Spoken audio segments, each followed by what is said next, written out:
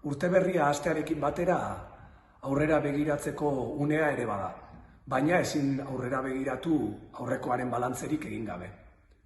2020a zalantzarik gabe urte oso zaila izan da, martxoan osasun krisiaren hasierarekin gure proiektuia denak hankaz gora jarri ziren, eta gainera osasun krisi hori krisi ekonomiko, politiko eta soziala ere bilakatu da.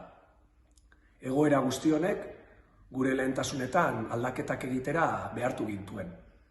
Eta zaintzari eskaini behar izan diogu gure indar gehiena.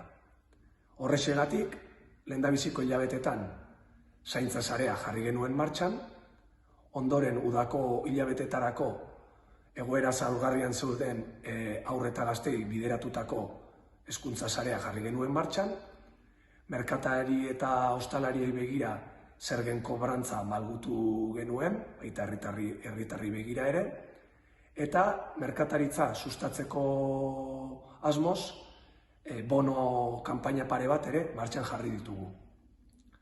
Udalaren barne antolaketan eraginkorragoak izateko asmoz, eta aurretikan hartu genituen konpromisoei jarraiki, berdintasun plana onartu dugu, ordenantza fiskalak gaurkotu ditugu, eta lanpostuen zerrenda ere landu dugu.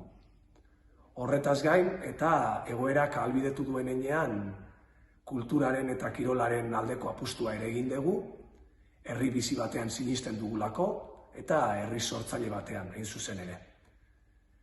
2021a, dirudienez, ez da urte erreza izango ez da ere, eta horrexegatik, orain arte egin bezala, elkar zaintzeko mezua helarazi nahi dizuet, eta hemendik besarkada bero bat.